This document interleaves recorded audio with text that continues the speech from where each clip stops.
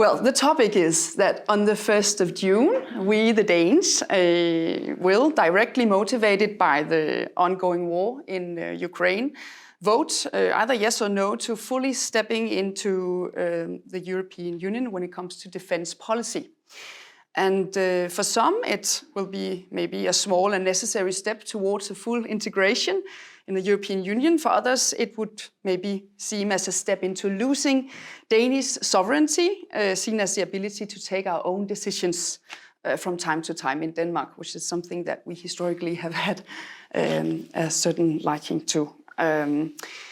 And Mogens Lykketoft, I think I need to make a thorough introduction to your impressive merits so that all know, since you're not all Danish citizens. Mogens Lykketoft, you are a former member of the Danish Parliament for the Social Democrats, one of the biggest parties in Denmark. You have been a member of the Danish Parliament from my birth year, back in 1981, and all the way up until 2019. And you served from the start as a Minister for Taxation, I've read. Later, around 2000, you were Minister for Finance for approximately 7 years in the 90s, followed by 1 year as a Minister for Foreign Affairs. In 2016, you shortly left your job in the Danish Parliament to serve as the honorable position as, was it leader of the General Assembly in the UN? President was the right title, yes. President of the General Assembly, the 17th one in the UN in New York, which I think gives you a unique international perspective on Danish defense policies throughout the years, as well as that you can see things from an international point of view. And last but not least, you were one of the political architects, or at least you were among the Social Democrats who were behind drafting the opt-out back in 1992, when the Danes did not agree with the ambitions of the Maastricht Treaty that was supposed to broaden the EU cooperation. And I'll get back to that. Earlier today, we spoke about why you wish that the Danes will say yes to this upcoming referendum on the 1st of June. In the following conversation, we will talk about why we got this opt-out in Europe in the first place, what we can gain from quitting it and lose from voting no, and how we should handle the security threat from Russia in a time where NATO maybe is not all we need to stay safe. These are the topics, and again, I would just let you, the audience, know that you should think of questions and write them down and participate. Well, Mogens, my first question for you today is, you and the Social Democrats were part of writing the opt-out that has been part of Danish membership in the EU for the past 20 years. Can you briefly tell us, or it's more than that, 30 years, exactly. Why did we get them in the first place? Well, that's a very complicated story. There's always been this special situation in Denmark compared to at least a number of other European countries, that we, on certain issues, have to have a referendum when it comes to participation in European cooperation or any kind of so-called giving away sovereignty. There was a referendum on the Maastricht Treaty, which intensified on a number of issues the cooperation in the European Union. We had that back in 1992, the summer. And there was a very small, but of course deciding majority against the Maastricht Treaty. That created a challenge for all the big majority of the parliament that actually wanted to stay in the union, because it could have resulted in Denmark leaving all of it, which was, I think, not even the wish of the majority of people voting at that referendum. So we had to find a way out of that stalemate. We had to find a compromise with some of those who voted no at the first place, and called for a new referendum deciding the degree of cooperation we could take part in Europe. And there were formulated, we called it 4, but in reality 3 different opt-outs from the Maastricht Treaty, which were luckily accepted by the other member states in the European Union. We didn't have a constitutional right to define opt-outs. We really had the choice of joining or not joining, but it was worked out. And we got a second referendum a year later that accepted this. So for me, as one of the persons around the table formulating these opt-outs, it was not my personal preference. It was, so to say, the political necessity.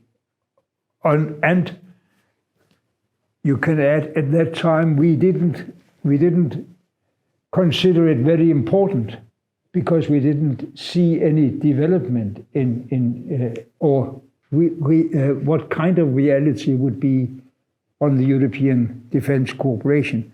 I mean, the European Defense Cooperation is not that we are obliged to take part in specific European operations. It's a possibility to opt in. And what we did with the opt-out was that we made it impossible for ourselves to opt in a military operation of a kind that the European Union was in charge of. And we had, some years later, a rather stupid example of the consequences, because we were part of the peacekeeping operation in Bosnia-Herzegovina, as long as it was a NATO operation.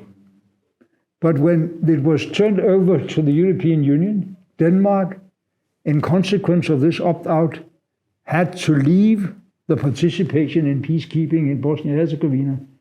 And let me add to that, but you may come back to that later on. I'm afraid that what the consequence of the opt-out for Denmark, still wanting to be part of international cooperation, also militarily across borders, the consequence has been that we have been, so to say, pushed into more than I have ever wanted, the so-called coalitions of the willing under American leadership in Iraq, in Afghanistan, instead of being part of a European operation, which would probably have been more successful and less bloody. But I think some would maybe say that we have sort of worked around the opt-out in terms of that Denmark has still participated in defense operations around the world. We've participated in the against piracy operation in Somalia with French troops and American soldiers, and we've also participated in Mali with under cooperation with the French. So in terms of that, is it actually necessary to have this referendum? Isn't it possible to work around it and still be a part of these operations? Yes, it's possible to work around it, but to which purpose? But you think it pushes us into... For which reason would that be more to prefer than actually be part of the European expedition? We don't know exactly which kind of expeditions will happen. We know that we will keep our own decision. Would we join or would we not join, even without the opt-out? That's not the problem. There will be no difference between the situation we had when we decided, against my vote, to go to Iraq, when we decided to go to Afghanistan, originally with my support. It was the Danish Parliament, the Danish government deciding, and it was only, of course, volunteer soldiers joining. That will also be the case if it's an European operation. But I really think, but there are a lot of reasons, we will come through them, that we will be better served with a European operation. I'll give you a quotation from the then Secretary General of the United Nations, Ban Ki-moon. No, not Ban Ki-moon. That was my friend when I was there. No, Kofi Annan. Kofi Annan, he joined the meeting of European foreign ministers back in the summer of 2001, when I was the Danish foreign minister.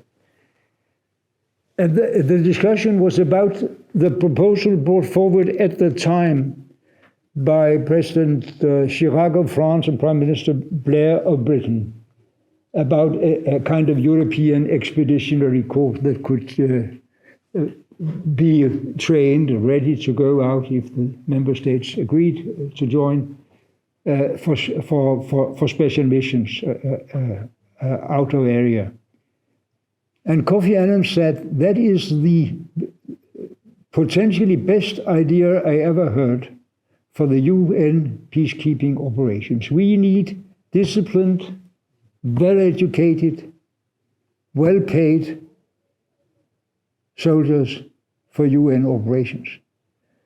And we'll not always get that, because UN peacekeeping operations are, even to a larger extent now, served by soldiers from countries that can earn money, sending them away, but not always the most disciplined forces.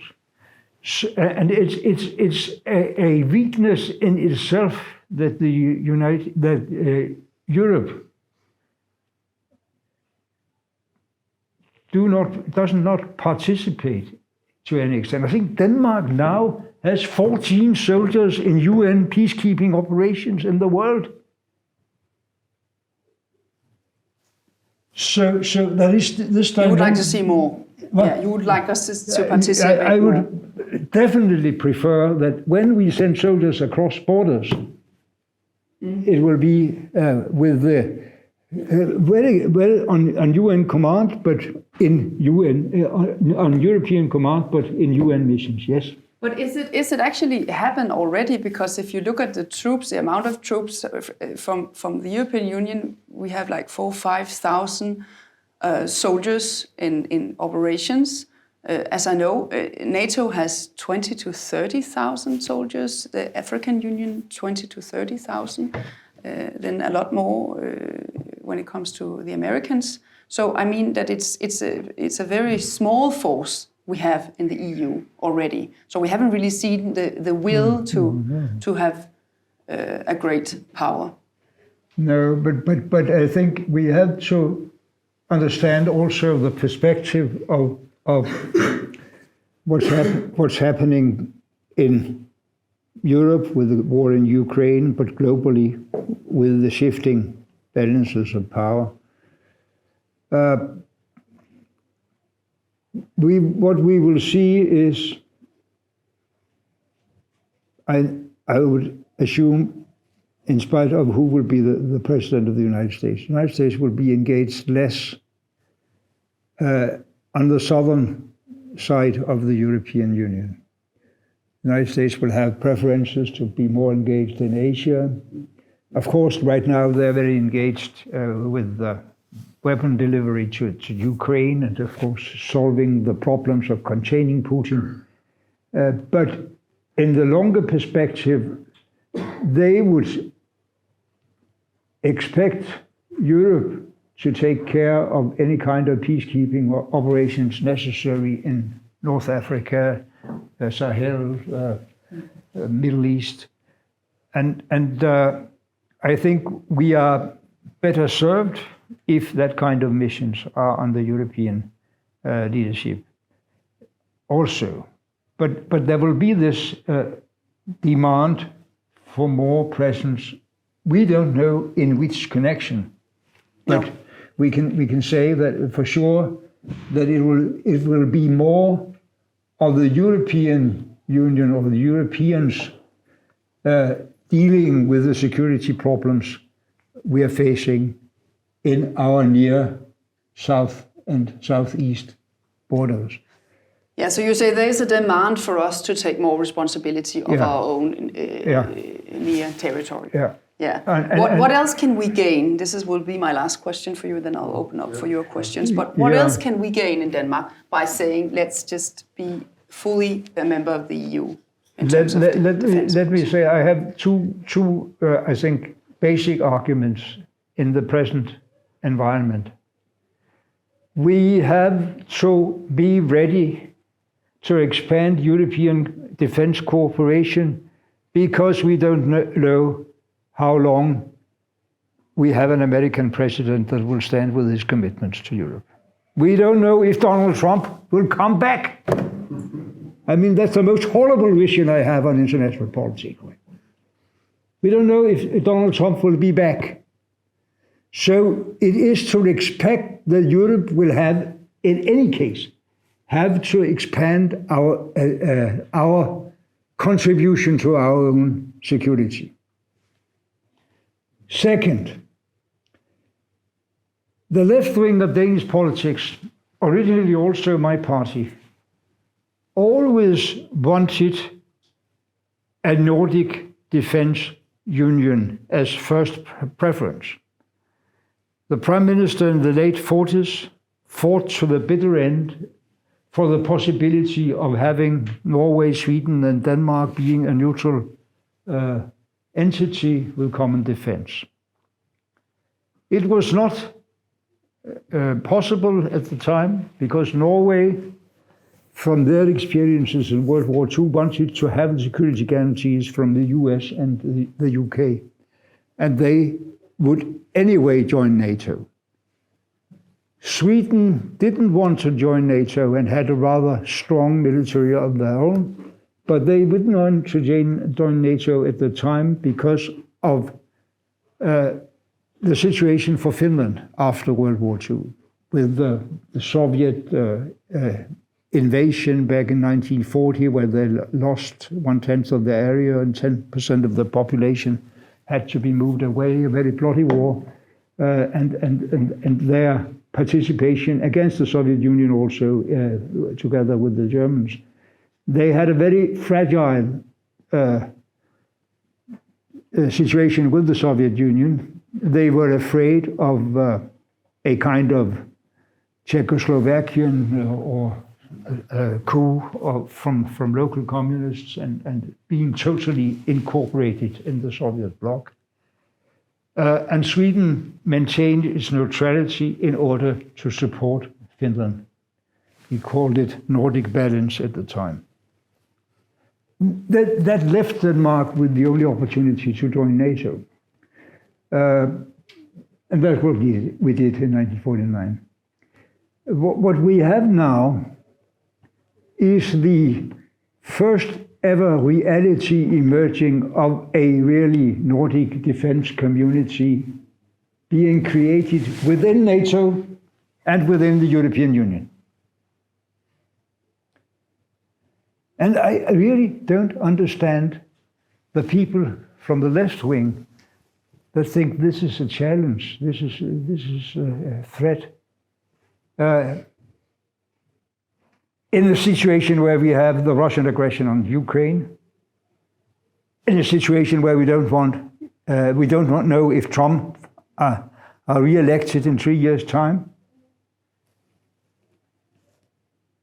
And I think that being present, as we will be within a few weeks or months,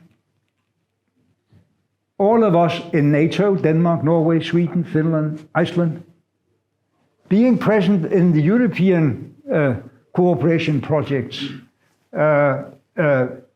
Norway and Iceland also having said that they would like to participate on certain missions in the European network, in spite of not being members of NATO, of the European Union. So we will have the first really possibility of the Nordic countries having, if we join arms, so to say, we join policies, we will have to have a real impact in which way Europe is dealing with the security problems and the North Atlantic Treaty Organization is dealing with this. I mean, we are at very, very defining times right now with the Finnish president and the Finnish prime minister coming out this morning saying we want to join NATO. And we all know that Sweden will follow, because it has always been the principle in Sweden, neutrality. We are there to support Finland. If Finland should decide to join NATO, we will do it too. So there will be a total reconstruction of the security structure in Europe, and we will have all the Nordic countries incorporated in one way or another, both in the European part of it and in NATO in general. And Denmark sitting with its little opt-out, no, we don't want to take part in this discussion in Europe, would be extensively stupid. So you don't think it's enough that we are part of NATO with the other Nordic No, countries? because there will be not a division, hopefully, we don't know with Trump, but a division of labor between Europe and NATO. And we have to be an active part in both dimensions. Yeah.